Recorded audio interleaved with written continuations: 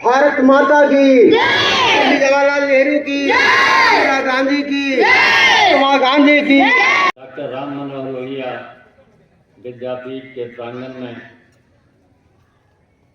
देश की 78वीं स्वतंत्रता दिवस समारोह में उपस्थित इस विद्यापीठ के अध्यक्ष डॉक्टर मुरलीधर यादव जी, अतिथिगण, शिक्षक साथी और मेरे प्यारे प्यारे बच्चों और बच्चियों, ये देश आज से जब 78वां स्वतंत्रता दिवस कहते हैं तो इसका मतलब है कि हम आज से 78 वर्ष पहले आज़ाद हुए। इसके पहले हम गुलाम थे,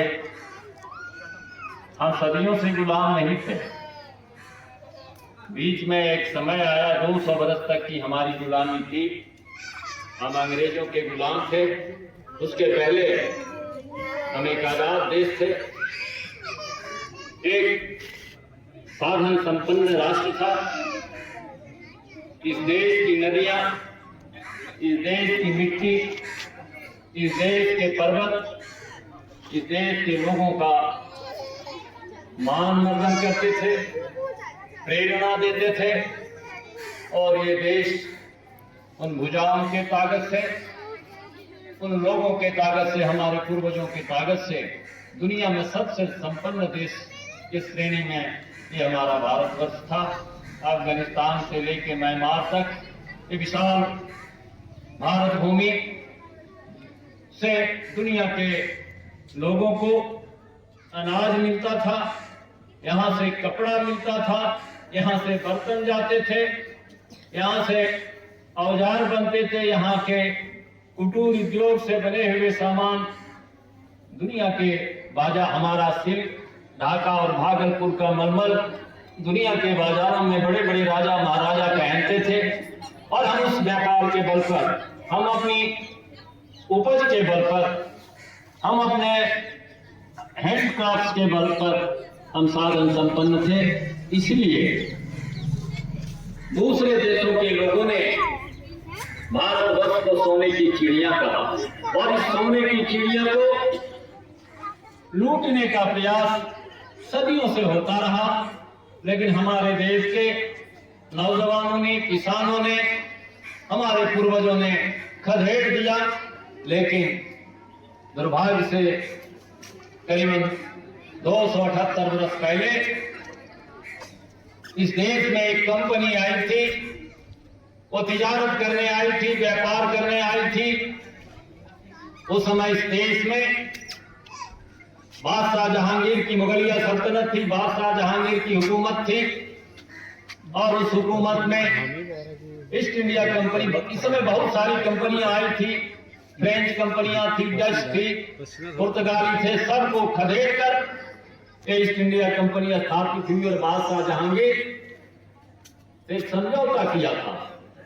पहले तो वो नहीं दे रहे थे तिजारत करने का, व्यापार करने का। जैसे आज ये मल्टीनेशनल कंपनियां इस देश में व्यापार कर रही है, उसको तमाम तरह के छूट दिए जा रहे हैं। बादशाह जहांगीर ने वही छूट दिया, एक साधन संपन्न राष्ट्र, और बादशाह जफर आते आते ये देश गुलाम हो गया। अंग्रेजी ये देश जो गुलाम हुआ उसका जो इतिहास बहुत निराला है।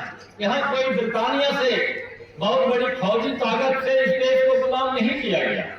यहाँ से कुछ अंग्रेजी व्यापारी आए, वो वहां के फौज के सरदार बन गए, कमांडर बन गए, और हमारे ही देश के लोग उसके सिपाही बन गए और हम ही गुलाम हो गए। ये हमारी गुलामी की दास्तां। और जब हम गुलाम हुए तो वो शोषण, वो जुर्म, वो अन्याय का सिलसिला 200 वर्ष तक चला।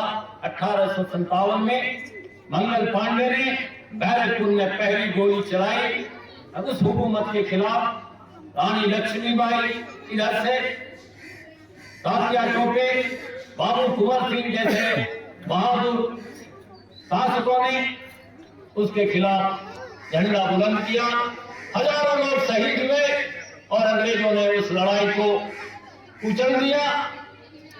उसके बाद 1857 के बाद भी इस देश के लोगों का आजादी का जज्बा, आजादी पाने का जज्बा खत्म नहीं हुआ। सबसे पहले आए तिलक, उन्होंने कहा आजादी हमारा जन्मसिद्ध अधिकार है, हम आजादी लेके रहेंगे। और उनके इस पुकार पर पूरे हिंदुस्तान के नौजवान और नवजवानियां अंग्रेजी हुकूमत की खिलाफत पर उतरी। महात्मा गांधी आए, उन्होंने देखा कि ये जो ईस्ट इंडिया कंपनी के जो सरकार है, यहाँ पर आज भी कंपनी के सरकार है हिंदुस्तान पर, कंपनियों के सरकार है, वोट यहाँ से मिलता है, लोगों से वोट लेके ये सरकार कंपनी, उसी तरह से वो कंपनी के सरकार थी हुकूमत, उसके खिलाफ महात्मा गांधी ने देखा ये व्यापार करने वाले, यहाँ से कच्चा माल जाता है विदेश में और वहां से बनकर आता है और हम उसको खरीदते हैं। सबसे उस समय कपड़ा उद्योग था, इंग्लैंड में औद्योगिक क्रांति हो रही थी। हमारा कपास, हमारे किसानों को कहा जाता था मार मार कर की नील के खेती करनी होगी, और हम गुलाम रहे।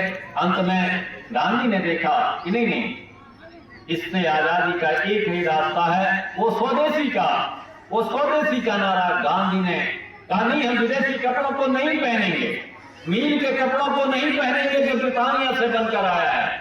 गांधी ने कहा हम अपने हाथ से बने हुए कपड़े, गांधी की तकली और चरखा इस देश में अंग्रेजी हुकूमत की नींव मिला दी और 15 अगस्त 1947 में ये देश आजाद हुआ। पंडित नेहरू आए, उन्होंने स्वावलंबन का नारा दिया कि हम इस देश के नौजवानों और किसानों के ताकत के बल पर, भुजाओं के बल पर हम इस देश का निर्माण करेंगे। उसी दिशा में देश चला। खेती के मामले में हम आत्मनिर्भर हुए, अनाज के मामले में हम आत्मनिर्भर हुए, बड़े बड़े उद्योग लगने लगे, किसान के घर के लड़के सरकारी नौकरी करने लगे। लेकिन एक दौर आया पिछले 20-30 वर्षों से इस देश में, फिर वही इतिहास अपने आप को दोहरा रहा है।